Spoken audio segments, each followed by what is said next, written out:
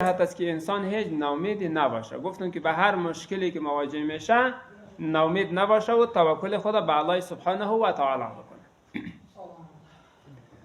صحابگان کرام ناامید نبودن. صبح که از خانه میبرامدن ذکر میکردن بسم الله و من یتوکل علی الله فهو حسبه. ما توکل کردم به ذاتی که به ما بسنده هست. پس اینمی توکل از صحابه داشتن، ناامید نمیشه. به خدا قسم حق ندارین در خانه من و شما خوب به اون موقعی نرسیدیم که به اصطلاح ماها و سالها بگذره قطیق پخته نشود، یعنی دیگ پخته نشود. به خانه صحابگان کرام ماها میگذشت دیگ به اصطلاح پخته کرده نمیتوانستن، نداشتن، اما ناامید نبودن.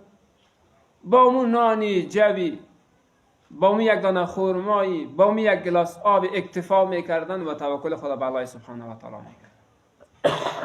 پس حالا که من و شما در شرایط و زمانی قرار داریم که شرایط و زمان اساسی هست، یعنی به اصطلاح در رکود اقتصادی مواجه هستیم، نه؟ دولت هم به اصطلاح مواجه هست و ملت خود 100% مواجه هست.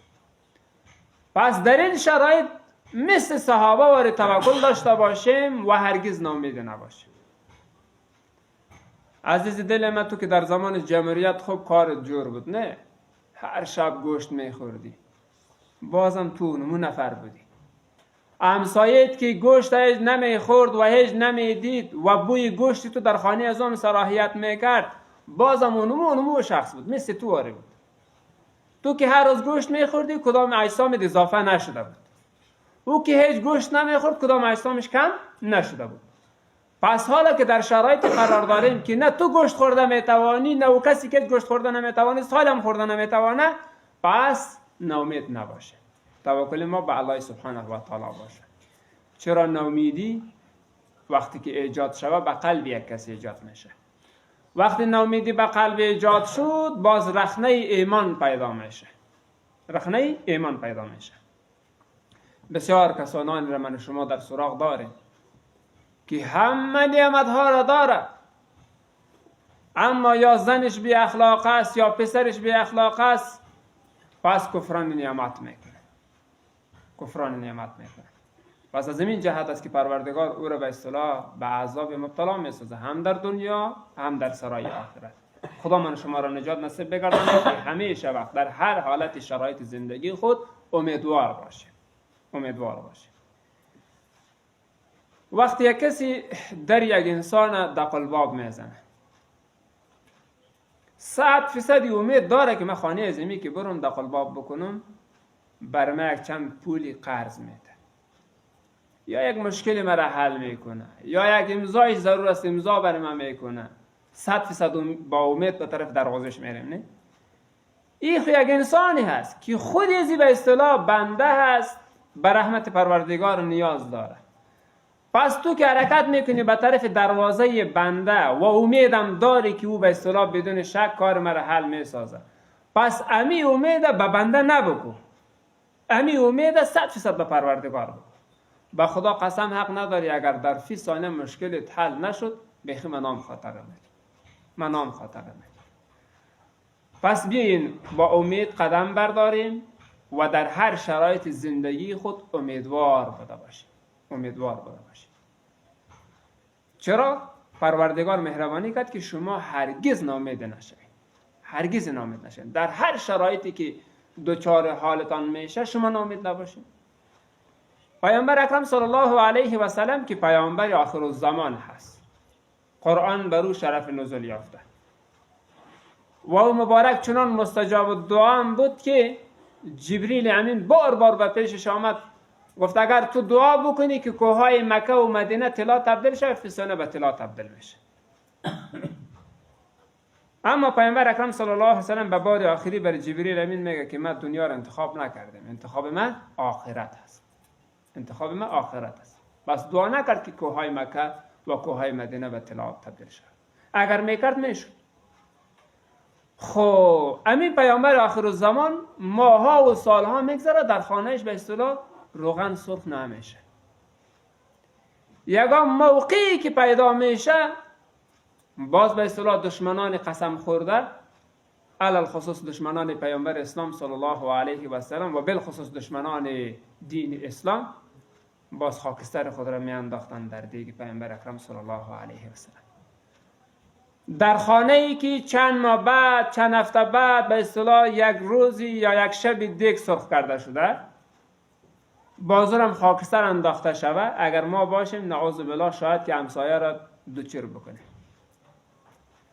اما بازم به می شرایطی که پیامبر اکرم صلی الله علیه و سلم گفتیم که ماها و سالها میگذشت چیزی در خانه اش پیدا نمیشد، وقتی که پیدا میشد دشمن ضرر میرساند، بازم پیامبر اکرم صلی الله علیه و سلم بیرون میبرامد میگفت ایمی کارتان خوب نیست، بسیار به لفظ نرم، بسیار به اخلاق حمیده، امی کارتان خوب نیست.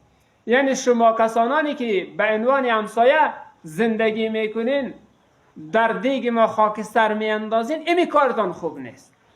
خب حالا که همسایه ما شکر الحمدلله 4 طرف مسلمان است،